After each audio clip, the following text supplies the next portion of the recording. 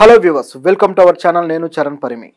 ఈ పర్యాటక శాఖ విషయంలో డిప్యూటీ సీఎం పవన్ కళ్యాణ్ ఇంకా సరైన ప్రణాళికతో లేడా, ఇంకా ఆయన కొన్ని పొరపాట్లు చేస్తూనే ఉన్నాడా అన్నట్లుగా కనిపిస్తుంది ఇప్పుడు చూస్తూ ఉంటే. ఎందుకంటే పవన్ కళ్యాణ్ ఆల్రెడీ ఒక 3-4 శాఖలు తన దగ్గర పెట్టుకున్నారు. అన్ని శాఖలకు సంబంధించి అటవీ శాఖ కావచ్చు, పర్యాటక శాఖ కావచ్చు, గ్రామీణ పంచాయతీ శాఖ కావచ్చు, ఇవన్నీ. సో వీటన్నిటికీ సంబంధించి ఆయన కొన్ని సమీక్షలు చేస్తూ కొన్ని పనులు చేసుకుంటూ వస్తున్నారు. ప్రతి దాంట్లో కూడా కొంత అవన్నీ డిస్ట్రాయ్ అయిపోయాయి, వాటి సరిగ్గా సంస్థాగతంగా లేవు, వాటిలో నిధులు లేవు. మరి ఆ సంస్థల్ని కానీ ఆ సెక్టార్ని ఏ విధంగా మనం డెవలప్ చేయాలో దానికి సంస్థాగతంగా ఏర్పాటు చేయాల్సిన అవసరం ఉంది. ఇదంతా టైం తీసుకునే ప్రాసెస్ అని చెప్పేసి ఆయన సమీక్షల తర్వాత చెబుతూ వస్తున్నారు. అంటే ఇప్పుడు ఈ ఏ సెక్టార్స్ అయితే ఉన్నాయో, పంచాయతీలో ఉన్న సమస్యలు కావచ్చు, ఇవన్నీ కూడా ఇవి కాస్త నిదానంగా అవి పరిష్కారం అయ్యే పరిస్థితి కనిపిస్తుంది. అయితే దీన్ని మనం తప్పు పట్టలేము, కొత్తగా వచ్చిన గవర్నమెంట్ కాబట్టి ఇలాంటి పరిస్థితులు ఎలాగో ఉంటాయి, అవి అర్థం చేసుకోవాల్సిందే. కానీ కొన్ని విషయాల్లో మాత్రం కండిషన్స్ గట్టిగా పాటించాల్సిన పరిస్థితి ఉంది. అదేంటంటే పర్యాటక శాఖ విషయంలో. నిజానికి మన ఆంధ్రప్రదేశ్కి పర్యాటక శాఖ విషయంలో పర్యాటక శాఖ నుంచి వచ్చే ఆదాయం చాలా చాలా తక్కువ, కనీసం 1% కూడా లేదు. ఇలాంటి పరిస్థితుల్లో ఎన్నో చారిత్రక కట్టడాలు, ఎన్నో చారిత్రక మాన్యుమెంటల్ స్ట్రక్చర్స్ అక్కడ ఉన్నాయి. మన ఏపీలో అనేక అడవులు కావచ్చు, అలాగే సహజ సిద్ధంగా ఏర్పడిన పర్యాటక ప్లేసులు కూడా చాలా ఉన్నాయి, గుహలు, ఇట్లాంటివన్నీ కూడా. సో ఇలాంటివన్నీ ఉండి కూడా వాటికి సంబంధించి ప్రచారం కానీ, అలాగే వాటికి సంబంధించిన జాగ్రత్తలు కానీ గత కొద్ది సంవత్సరాలుగా తీసుకుంటున్నట్టు కనపడలేదు మన ప్రభుత్వాలు. ఇప్పుడు పవన్ కళ్యాణ్ వచ్చారు. పవన్ కళ్యాణ్ కూడా ఈ పర్యాటక శాఖకు సంబంధించి ఏ సమీక్షలు చేసినట్లు లేదు, వాటికి సంబంధించి ఎలాంటి కొత్త ప్రణాళికలు రూపొందించినట్టు కూడా కనిపించట్లేదు. కనీసం సమీక్షలు అయితే పెట్టాల్సిన అవసరం ఉంది. మరి ఆయన ఎప్పుడు చేస్తారో తెలియదు, కానీ ఆయన సమీక్షలు చేయాలి. చేసి కొత్తగా కమిటీలు, ప్రణాళికలు వేసి దానికి ఏమన్నా సమాధానాలు చెప్పాల్సిన పరిస్థితి అయితే ఆయనకు ఉంది. ఎందుకంటే ఇప్పుడు ఈ పర్యాటక స్థలాలన్నీ కూడా ఈ అక్రమార్కుల చేతుల్లో పడి అవి అన్యాయం అయిపోతున్నాయి, అవి అన్యాక్రాంతం అయిపోతున్నాయి, నాశనం అయిపోతున్నాయి, ఇట్లా రకరకాలుగా జరిగిపోతున్నాయి అనమాట. సో దీన్ని అడ్డుకోవాలంటే ఖచ్చితంగా ప్రభుత్వం రియాక్ట్ అవ్వాల్సిన పరిస్థితి ఉంది. ముఖ్యంగా చూసుకుంటే ఇప్పుడు ఎర్రమట్టి దిబ్బలు, ఈ ఎర్రమట్టి దిబ్బలది గత కొద్ది రోజుల నుంచి వైరల్ అవుతూనే ఉంది కదా. ముఖ్యంగా ఈ గుడివాడ అమర్నాథ్ ఎవరైతే ఉన్నారో, గత ప్రభుత్వంలో ఐటీ మినిస్టర్గా చేసిన వ్యక్తి, ఆయన ఎర్రమట్టి దిబ్బల దగ్గరికి వెళ్ళి ఆ సెల్ఫీలు దిగి, ఇది చూసారా ఎర్రమట్టి దిబ్బలు ప్రభుత్వం ఎలా దోచుకుంటుందో, ఇక్కడ నుంచి మట్టిని తరలిస్తున్నారు, ఇక్కడ నుంచి అక్రమంగా తరలిస్తున్నారని చెప్పేసి ఆయన ట్విట్టర్లో పెట్టడం కావచ్చు, ప్రభుత్వాన్ని ఎద్దేవా చేయడం కావచ్చు, ఇవన్నీ చేశాడనమాట. సో ఇదంతా బాగానే ఉంది, అవి నష్టపోతున్నాయి అనేది కనిపిస్తూనే ఉంది, నిజమే. అయితే ఇక్కడ గమనించాల్సింది ఏంటంటే, ఇది ఈ ప్రభుత్వం వచ్చిన తర్వాత ఈ నెల రోజుల్లో జరుగుతున్న పని కాదు, గత 6 నెలలుగా జరుగుతున్న పని. 6 నెలల క్రితం ఏ ప్రభుత్వం ఉంది, గత 4 నెలలుగా ఇది జరుగుతూనే ఉందంటే అప్పుడు ఏ ప్రభుత్వం ఉంది, ఎవరు వాళ్ళకు అండదండగా ఉన్నారు, ఎవరు వాళ్ళకి సపోర్ట్ చేశారు, ఎవరు చేస్తే వాళ్ళకి నుంచి దోచుకోగలిగారు అక్రమార్కులు, ఇలా ప్రశ్నలు చాలా ఉన్నాయి. కాకపోతే వాళ్ళకు ఒక కొబ్బరి చెప్పు దొరికింది, దాన్ని హైలైట్ చేద్దాము, దాన్ని ఏ విధంగా అయినా మీడియాలో వైరల్ చేద్దామని చెప్పేసి కోతి కొబ్బరి చెప్పు దొరికిన మాదిరి దాన్ని చేశారనమాట.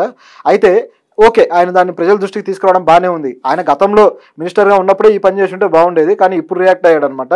సో సరే, ఎలాగో రియాక్ట్ అయ్యాడు, ఇంతవరకు ఓకే, ఆయన రెస్పాన్సిబిలిటీ ఏదో చూపించాడు. మరి ప్రభుత్వం ఏం చేస్తుంది? ప్రభుత్వం దీని మీద మేము యాక్షన్ తీసుకుంటామని పవన్ కళ్యాణ్ అన్నారు, కానీ ఇక్కడ జరగాల్సిన విషయం ఏంటంటే ఇది ఆల్రెడీ హరించుకుపోతుందన్నమాట. ఇవి ఆల్రెడీ కొంత మట్టిని తీసుకొని పోవడము, ఎర్రమట్టి దిబ్బలు అనేవి నిజానికి అవి ప్రకృతి సిద్ధంగా ఏర్పడిన పర్యాటక ప్రాంతం. అది విశాఖ, భీమిలి మధ్యలో దాదాపు 15 కిలోమీటర్ల పరిధిలో ఉంటాయన్నమాట ఇవి.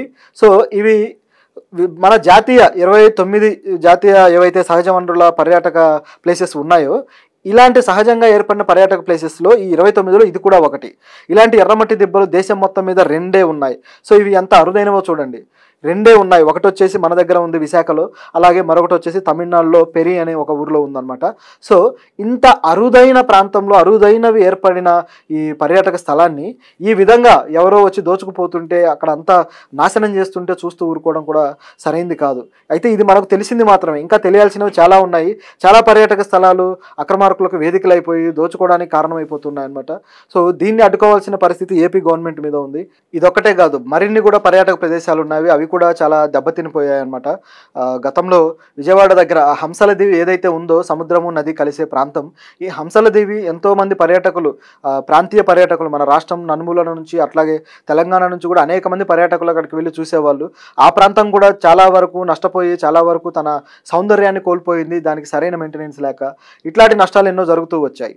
అయితే ఇప్పుడిప్పుడే కొద్దిగా చేంజ్ చేస్తూ కొద్దిగా మార్పు తీసుకొచ్చే ప్రయత్నం జరుగుతున్నట్టు కనిపిస్తుంది, కానీ ఇంకా రిగరస్గా పనిచేయాలి, ఇంకా బాగా అగ్రెసివ్గా పనిచేయాల్సిన పరిస్థితి అయితే ఉంది.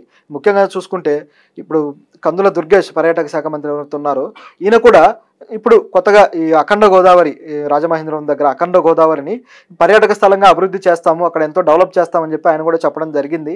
అయితే ఆయన డెవలప్ చేయాల్సిన ఆయన ఆలోచన ఏంటంటే కేవలం ఈ పర్యాటకులే కాకుండా తర్వాత మళ్ళీ పుష్కరాలు ఉన్నాయి. సో ఈ పుష్కరాల విషయంలో మనం దానికి సంబంధించి బాగా పనిచేయాల్సిన అవసరం ఉంది కాబట్టి, త్వరలో రాబోతున్నాయి కాబట్టి ముందు నుంచే దానికి చాలా జాగ్రత్తగా పర్యాటక స్థలంగా మనం అభివృద్ధి చేస్తే అప్పుడు కాస్త ప్రజలు రావడానికి కానీ అనుకూలంగా ఉంటుందనేది వీళ్ళ ఆలోచన.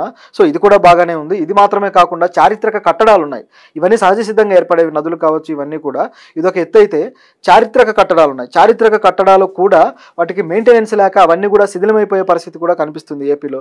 సో దీన్ని కూడా పట్టించుకోవాల్సిన పరిస్థితి ఉంది. అప్పుడే ఆ ప్రాంతంలో కొద్దిగా ఆ ప్రాంత ప్రాశస్త్యానికి అవి ఒక చిహ్నాలు చారిత్రక కట్టడాలు అనేవి. సో ఆ ప్రాశస్త్యాన్ని నిలపాలన్నా దాన్ని కాపాడాలన్నా కూడా ఈ చర్యలు తీసుకోవాల్సిన అవసరం అయితే మన ప్రభుత్వానికి ఉంది. మరి వీటి విషయంలో ఎప్పుడు చర్యలు తీసుకుంటారు, పర్యాటక శాఖ నుంచి కూడా ఆదాయాన్ని తీసుకొచ్చే మార్గాలు ఎప్పుడు అన్వేషిస్తారనేది చూడాలి. కేవలం లోకల్ పర్యాటకులే కాదు, ఇతర రాష్ట్రాల నుంచి కూడా పర్యాటకులు వచ్చేలా ప్లాన్ చేయాల్సిన అవసరం అయితే ఉంది. ఇప్పుడు హైదరాబాదే చూసుకుంటే హైదరాబాద్లో ఏవైతే పర్యాటక స్థలాలు ఉన్నాయో అవి కొన్ని చారిత్రక కట్టడాలు కావచ్చు, అట్లాగే తర్వాత మోడర్న్ జనరేషన్లో ఏర్పడి తయారు చేసిన కట్టడాలు కావచ్చు, ఇవన్నీ కూడా పర్యాటక స్థలాల కింద అవి కన్సిడర్ అయ్యి ఎంతోమంది ఇతర రాష్ట్రాల నుంచి కూడా ఇక్కడికి వచ్చి చూసే వాళ్ళు ఉన్నారు. చార్మినార్ కావచ్చు, సాలార్జంగ్ మ్యూజియం కావచ్చు, అట్లాగే రామోజీ ఫిలిం సిటీ కావచ్చు, ఇట్లాంటివన్నీ కూడా అంటే కొన్ని పాతవి చారిత్రకమైనవి, అలాగే కొన్ని కేవలం పర్యాటకులను ఆకర్షించడానికే తయారు చేసినవి కట్టినవి అన్నమాట. ఇట్లాంటివి ఎన్నో ఉన్నాయి. సో ఇదే విధంగా ఏపీలో కూడా పర్యాటక శాఖ ఆకర్షించడం కోసం కొన్ని సపరేట్గా వాళ్ళు డెవలప్ చేసి సపరేట్గా కొత్తగా ఏర్పాటు చేస్తే బాగుంటుంది. ఇదే కాకుండా పాత కట్టడాలు ఏవైతే ఉన్నాయో వాటి ప్రాశస్త్యం తెలిసేలాగా వాటికంటూ ఒక ప్రాముఖ్యత ఇస్తే అది కూడా చాలా ప్రజలకి, పర్యాటకులకి అది ఎంతో ఆహ్లాదకరంగా ఉంటుంది. దాని నుంచి ఎంతో ఆదాయం కూడా వస్తుంది. సో ఈ ఆదాయం తీసుకొచ్చే మార్గాలను అన్వేషించాలి. కేవలం 1-2 మార్గాలు మాత్రమే కాకుండా ఇలాంటివన్నీ ఆలోచిస్తే బాగుంటుంది. అది వదిలేసి మిగతా వాటికి రేట్లు పెంచుకుంటూ వెళ్ళి దాంట్లో ఆదాయం క్రియేట్ చేయాలంటే మాత్రం అది దెబ్బతినే అవకాశం ఉంది.